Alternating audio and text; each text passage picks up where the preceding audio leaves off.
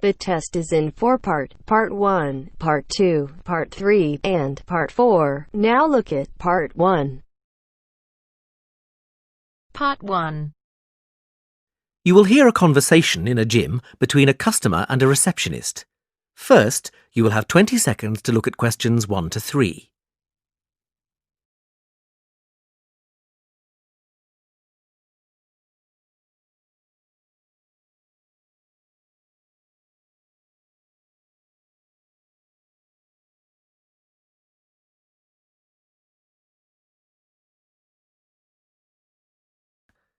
Now we shall begin. You should answer the questions as you listen, because you will not hear the recording a second time. Listen carefully and answer questions 1 to 3. Hello, and welcome to Smith's Gym. Hi there. I'd like to become a member. Yes, of course. We just need to fill out a couple of forms, and then I can show you around the gym. That would be great. Let's start with the membership form. Can I have your name, please? Yes, sure. Brad Simmons. Is that Simmons with a D or without? Without. SIMMONS. Got it. And can I take a contact number, please? Yes, sure. It's 04983 55521. OK. 04983 55531. No, it's 21 at the end. Great. And do you have an email address? Yes, brad07@elemnet.com. That's ELEMNET.com. Right. Now, we've got 3 membership types here. Bronze, which is just off peak and costs £21 a month. Silver, which means you can use the gym at all times. This is £36.50. Or for just £5 more, you can get a gold membership, which gives you free access to the squash and tennis courts and all classes. For now, I think I'll just take the silver. That's fine, sir. That'll be £36.50 a month. Great. When can I start? Well, you'll need to have an induction first. We have spaces at 2:30, 4:45 and 8:15 tomorrow. Would any of these be suitable? I can't do tomorrow. Do you have anything for Saturday? Is that the 12th of November? No, it's the 11th. Yes, that's fine. Would 2:30 be okay? That's fine. I'll book you in with our trainer, Rob Ellis. Now, would you like me to show you around? That would be great. Before you hear the rest of the conversation, you have 20 seconds to look at questions 4 to 10.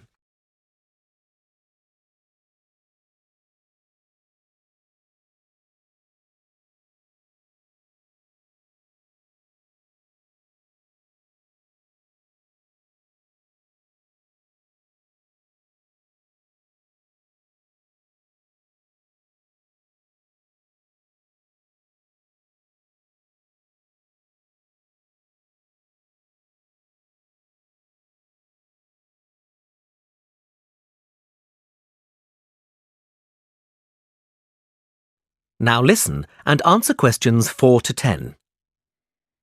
OK, follow me. Let's go up the stairs to the main equipment room. As you can see, we have all the treadmills, bikes and rowing machines in here, and the weights are in the corner. Great. And is that the pool over there? Can I use that with my membership? Yes, at any time. Just go through the glass doors on the left. As you can see, the pool is dominated by the diving board at the far end. It's impressively tall.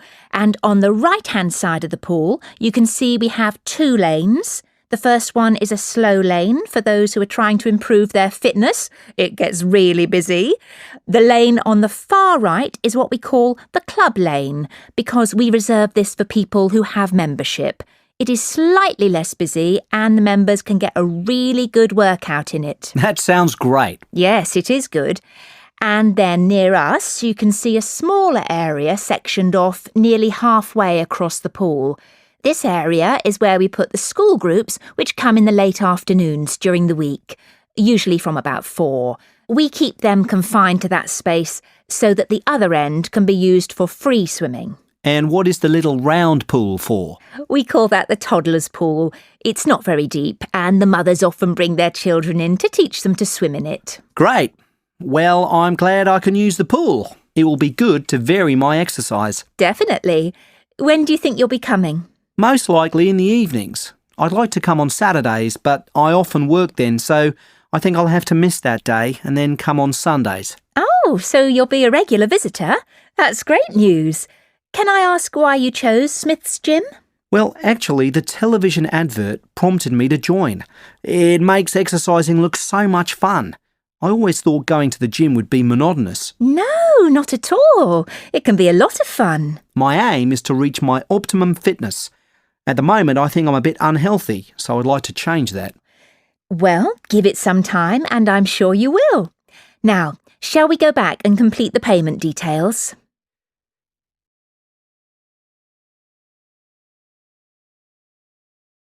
That is the end of part 1. You now have half a minute to check your answers.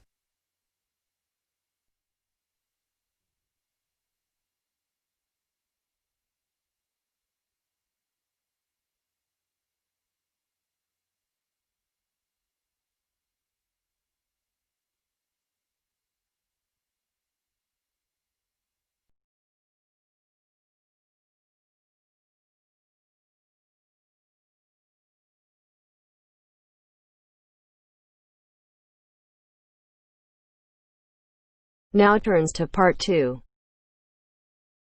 Part 2. You will hear a tutor giving students a tour of a self-access centre.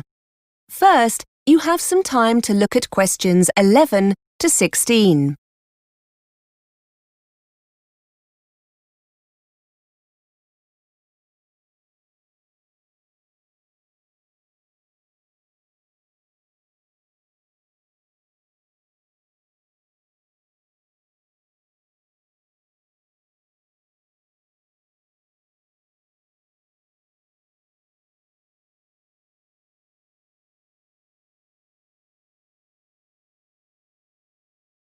Now listen and answer questions 11 to 16. OK, so here we are on the first floor. The self-access centre is just along here on the left. This room's very popular with students and can get quite busy. When it's quiet, you can come here as often as you want, but if there's a lot of demand, such as coming up to exam time, we have to limit sessions to make sure everyone gets a chance to use the resources. If you'd like to follow me in. So, here we are. As you can see, it's a lovely bright room with lots of resources to help you with your English studies. Over there against the wall, we have a row of internet-connected computers. As you can imagine, these get taken very quickly with students wanting to check their email, Facebook, that kind of thing. Because of the demand, we ask students to try and stick to about 30 minutes maximum. You'll need to log in with your username and password. You should have created these already during your induction. Please do not share your details with anyone else, and please make sure you read our policy on using the internet. I mentioned the help desk earlier, and that's it over there, just past the computers in the corner.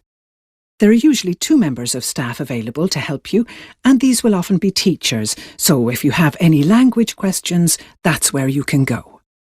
Now, over there you can see the reference section. You'll find dictionaries, exam practice tests, vocabulary and grammar books. I should point out that these books are for reference only, and we don't offer a loan service. We are allowed to make photocopies of 1 or 2 pages, so if there's an exercise you need a copy of, ask the staff to help. Now, these computers on the oval table here, they're our high-spec PCs. You'll find programs to help you with your English, but also opportunities to practice other languages, such as Spanish, Chinese, German, several languages in fact. Some of them require a CD-ROM. You can collect them from the help desk. By the way, there's no internet connection on these computers, nor any office software for the time being. If you want to do any word processing, you'll need to use one of the laptops we keep for this purpose. Again, see the staff if you need one of these. Before you hear the rest of the tour, you have some time to look at questions 17 to 20.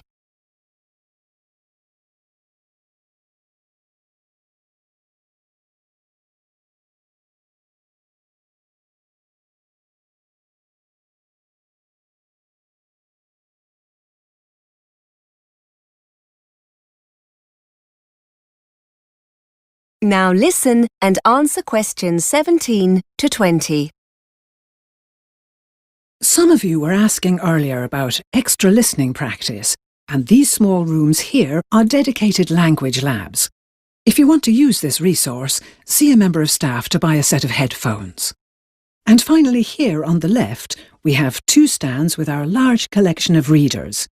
These are simplified novels by well-known British authors like Charlotte Bronte, Charles Dickens and Shakespeare. The books are graded, and you'll find lots that will be appropriate to your level. Unlike the reference books, you can take these readers home and keep them for up to 14 days. I think that's everything. The centre is open from 8:30 till 5:30 during the week, so, as your classes start at 9, those of you who get here early can use the resource before your lesson. Although it's open all day long, it's booked by a tutor for their class now and again, so you might not be able to gain access if you have any free time during the day. It's best to ask the tutor concerned if it's okay to pop in. Oh, and it's open on Saturday as well, just for a few hours, from 10 till 1.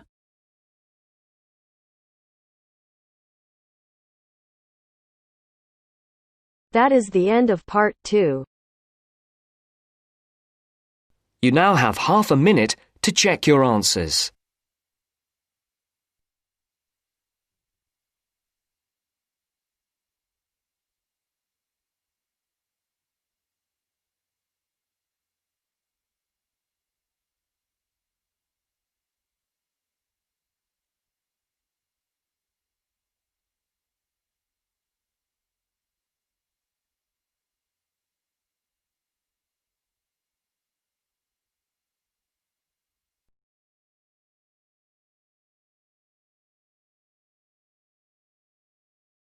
Now turns to part 3.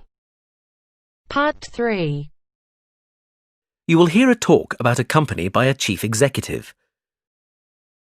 First, you have some time to look at questions 21 to 26.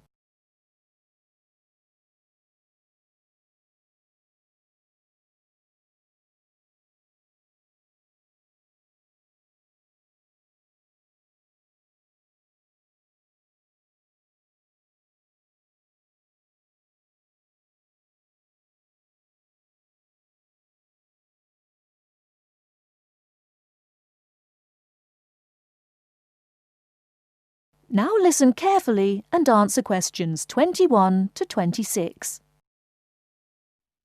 I'd like to start by welcoming everyone to our annual meeting and thanking you all for your hard work. It's been a great year for us in terms of expansion and optimising business opportunities, and I'm pleased to say that Benchmark Consulting is a thriving, successful company. I'd like to take this opportunity to give you an overview of where the company began and where we'll be going in the next 10 years. For those of you who've been with the company since the start, sorry if you already know all this, but we have so many new staff members that I thought it would be worth filling in some background information. Benchmark Consulting was set up in 2000 by James Cox, a local entrepreneur who opened the first office in Melbourne. His real achievement was to create a new consultancy system which enabled clients to see which of the key areas of their business needed strengthening. James was incredibly successful with his system and started the company off on a journey of expansion. He retired in 2006 and was succeeded by Fred Montgomery. Fred shared James's views on consulting and continued the expansion. He increased revenue to $5 million and opened a new office in Perth. Soon the Benchmark Consulting system had become just that, the benchmark for many other consulting firms, and Fred took the opportunity to sell Benchmark for $10 million in 2008. Our new owners are, as you know, TFB Group Limited, and their investment has allowed us to build our brand new headquarters here in Sydney. TFB Group have brought us more exposure at a national level, and our most recent success has been winning a contract with the Government of Australia, advising on management restructuring. Now, we ourselves have done a little reorganisation over the last year to maximise our productivity.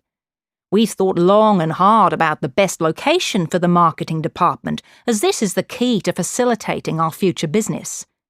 Although Perth has a large number of marketing companies, which enables us to learn from our competitors, it's Melbourne that's the gateway to international connections, and therefore we've decided to move all marketing operations there. In terms of professional development, we wanted to optimise the training programs available to our staff because training is vital if we want to remain competitive. As a result, staff training will no longer be here in Sydney, but instead will take place in the Perth office, where new facilities have been installed. Finally, we've looked at how to optimise our back office administrative functions. Currently, each office has its own admin department. However, this is proving to be less efficient than we would like. In order to resolve this situation, all these functions will now be centralised here in Sydney.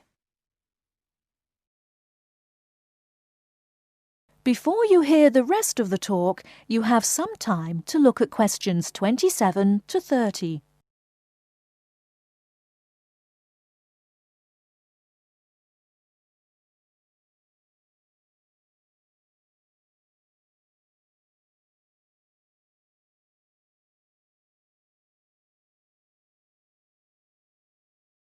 Now listen and answer questions 27 to 30. So, what does all this mean for the future? Well, after 10 years, I've decided that Benchmark needs a new vision for the future. I think it's time for us to divide up parts of the business into smaller units. Therefore, over the next 5 years, I aim to set up 2 small subsidiary companies in order to focus on international expansion in Europe and Asia. There are many organisations in emerging markets which could benefit from our experience and skills. Which leads me to the next point for future development, that of increasing our workforce. It's become clear that all our departments are understaffed, so we'll be taking on more employees over the next year. And the really good news is that to make us a desirable employer, all positions, current and future, will receive a salary increase of 10%. Lastly, I know that some people are worried about the financial aspects of having to move to another city as part of the restructure. So Benchmark will be providing a relocation package to all employees thus affected. This is because we would like you all to remain with the company for the foreseeable future. That is the end of part 3. You now have half a minute to check your answers.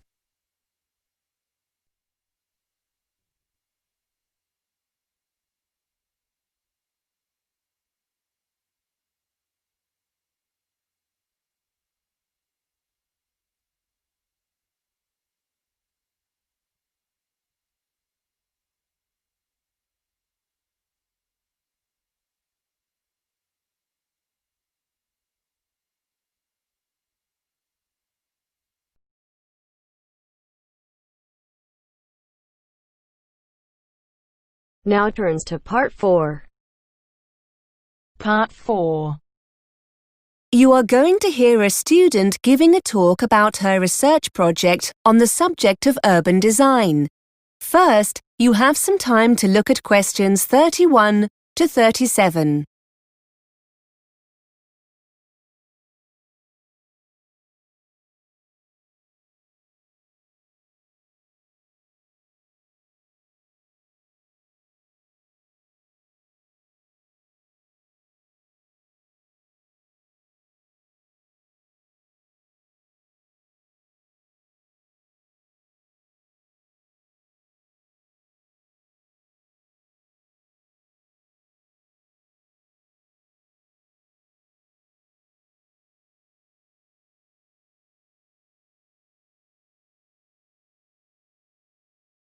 Now listen and answer questions 31 to 37. OK, everyone. This week it's the turn of Carol to talk about the progress of her research project. Over to you, Carol. Thanks. Yes, hello everybody.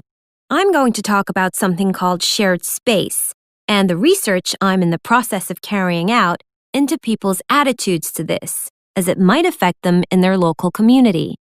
First, I'd best explain what shared space is. In essence, shared space is an approach to urban design that attempts to open up Main Street junctions more to pedestrians by reducing the dominance of motor vehicles. It's a form of planning associated with a Dutch road traffic engineer called Hans Monderman, who believed that, by sharing the space available, drivers become more aware of pedestrians and drive more carefully. Pedestrians are able to move more freely in this shared space, and the number of accidents is reduced. Shared space design is usually employed in urban centers where pedestrians congregate, such as in shopping areas. It usually results in demarcations between vehicle traffic and pedestrians being reduced or removed altogether. This includes features like curbs, road surface markings, and traffic signs. There are many examples of shared space in operation abroad and in the UK, for example in Kensington High Street in London and Giles Circus in Ipswich. In addition to a decline in accidents, those in favor of shared space also claim additional benefits such as a reduction in unsightly street furniture, like signs and metal guardrails, which can be replaced with more trees, planters, seating areas, and other aesthetic improvements determined by local people. With these urban centers easier to get around in, supporters claim that people are more inclined to shop there, and, as a consequence, the center can become a more thriving area for local people and businesses. Here are some before and after photographs of shared space developments to give you an idea of what it looks like. Despite all its advantages, shared space is opposed by various interest groups. Some motorist organizations claim that the system means drivers lose important information through the reduction of signage. Those representing blind people argue that removing features such as curbs, railings, and barriers between pavements and roads takes away familiar support and means this group of people cannot negotiate their way as easily as other road users. Cyclist representatives have also criticized some aspects of the scheme, arguing that, despite benefits, some cyclists feel more bullied by motorists and consequently less safe. Supporters of shared space themselves also point out that a lack of experience and understanding of shared space by planners can lead to negative experiences for all these groups. Before you hear more of the talk, you have some time to look at questions 38 to 40.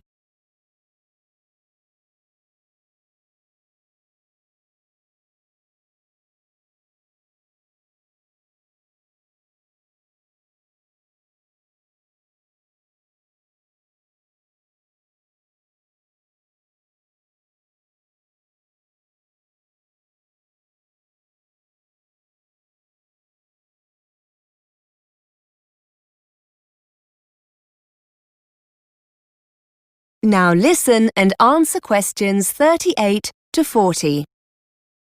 To carry out my research, I approached a local campaigning group in my area who were interested in adopting shared space in our local shopping center. I discovered that they were very keen to get feedback from local residents on shared space, and because of the experience I'd gained in research methods, they were keen for me to construct a questionnaire for them. The focus group have a website and an active social media presence, and they decided that the questionnaire will be available as an online survey. Hard copy questionnaires will also be used for face-to-face interviews.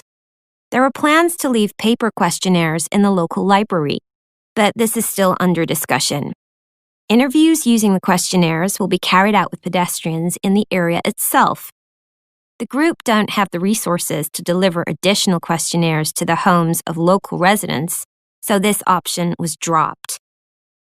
We have met on several occasions to agree on the data the focus group need. I've pointed out that if they want valid results, the questions must be totally unbiased and not in any way loaded to encourage participants to give the preferred answer. Also, we mustn't assume that participants have sufficient information to answer these questions. We're currently looking into how we can best present the concept of shared space during interviews. I've designed some of the questionnaire, and I'd just like to spend a few minutes going through it with you. I'd be grateful for any feedback you have.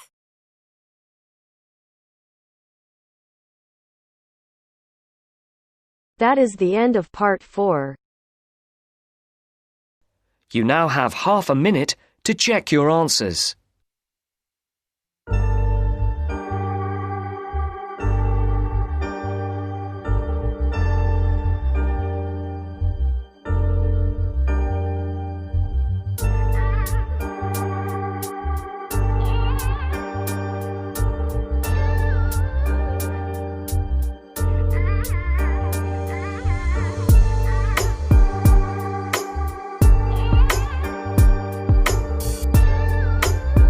That is the end of the test.